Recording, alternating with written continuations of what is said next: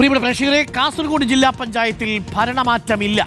ബേക്കൽ ഡിവിഷനിലെ റീകൗണ്ടിങ്ങിൽ വോട്ട് നിലയിൽ മാറ്റമില്ല. ബേക്കലിൽ വിജയം LDF-ന് തന്നെ. പുത്തികൈ ഡിവിഷനിൽ റീകൗണ്ടിംഗ് ഇപ്പോഴും തുടരുകയാണ്. അരുൺ പൂപ്പറമ്പയുണ്ട്.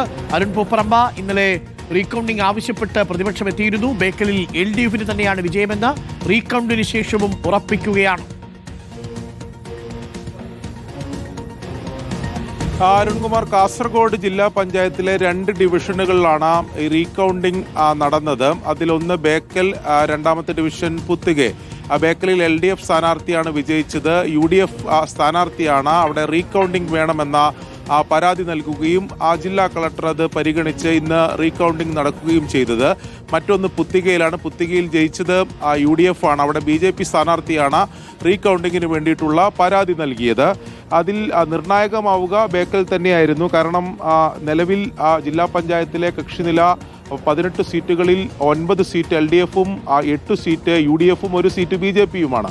അപ്പോൾ ബേക്കലിൽ ഈ റീകൗണ്ടിങ്ങിൽ റിസൾട്ടിൽ എന്തെങ്കിലും ഒരു മാറ്റം സംഭവിച്ചിരുന്നെങ്കിൽ അത് ജില്ലാ പഞ്ചായത്തിൽ LDF-ന് ഭരണം നഷ്ടമായിരുന്നു. അതായത് റിസൾട്ടിൽ അത് UDF-ന് അനുകൂലമായിട്ടുള്ള ഒരു റീകൗണ്ടിങ് റിസൾട്ട് ഉണ്ടായിരുന്നെങ്കിൽ അത് ജില്ലാ പഞ്ചായത്തിലെ ഭരണമാറ്റത്തിലേക്ക് നയിച്ചേനെ. പക്ഷേ ബേക്കലിൽ ഇപ്പോൾ റീകൗണ്ടിങ് പൂർത്തിയായിട്ടുണ്ട്. ഞാൻ ഇപ്പോൾ റീകൗണ്ടിങ് നടന്ന ദുർഗ ഹയർ സെക്കൻഡറി സ്കൂളിലാണുള്ളത്.